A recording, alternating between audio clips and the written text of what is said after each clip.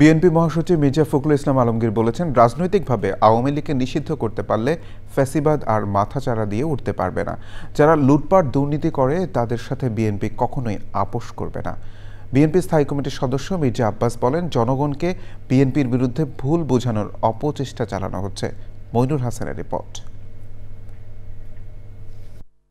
Bundle থাকলে প্রতি সেনমানিতে টাকা বাঁচবে। বিকাশ সেনমানি বান্ডেল কিনে জিতুন প্রতি লেনদেনে। রাজধানীর যাত্রাবাড়ি শহীদ ফারুক সড়কে জুলাই আগস্ট গণ অভ্যুত্থানে শোক ও বিজয়ের বর্ষপূর্তি উপলক্ষে শহীদদের স্মরণে ঢাকা মহানগর দক্ষিণ বিএনপির সমাবেশ। সমাবেশে যোগ দিয়ে বিএনপির স্থায়ী কমিটির সদস্য মির্জা আব্বাস বলেন, পিআর পদ্ধতিতে নির্বাচনের দাবি করে একটি রাজনৈতিক মহল নির্বাচন পেছানোর ষড়যন্ত্র করছে। আগে ভোট দেওয়া শিখান, পরে পিআরের কথা বলেন। নতুন নতুন কথা বলে জনগণকে দয়া করে বিভ্রান্ত করবেন না। এই পিআর পদ্ধতির পিছনে উদ্দেশ্য আছে। উদ্দেশ্য হলো কেউ বলবে করব, কেউ বলবে করবে না, অর্থাৎ এক পর্যায়ে বলবে এই কারণে নির্বাচন হচ্ছে না, সুতরাং আরও কিছুদিন সময় বাড়ায় দিতে হবে। রাজধানীর উত্তরায় আজমপুরে 24-এর গণ অভ্যুত্থানে শহীদদের স্মরণে ঢাকা মহানগর উত্তর বিএনপির সমাবেশ। দুপুর থেকেই খণ্ড খণ্ড মিছিল নিয়ে সমাবেশে হাজির হন নেতাকর্মীরা। বক্তব্য রাখেন ঢাকা বিএনপির বিভিন্ন ইউনিট ও দলের নেতারা।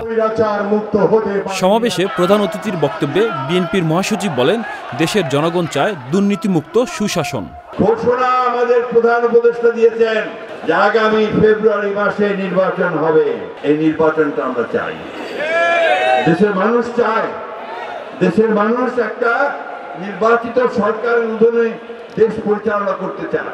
যারা লুটপাট করে, যারা ব্যাংক লুট করে, যারা চাঁদাবাজি করে, যারা মানুষের সম্পত্তি লুট করে নিয়ে যায়, তাদের বিরুদ্ধে আমাদের কোনো রকমের আপোষ থাকবে না।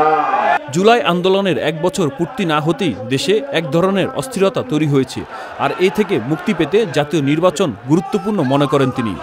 যুক্তরাষ্ট্র বাংলাদেশি পণ্য রপ্তানিতে পাল্টা শুল্ক কমাতে পারায় অন্তর্বর্তী সরকারকে ধন্যবাদ জানান বিএনপির মহাসচিব। Monirul Hasan, channel I, Dhaka.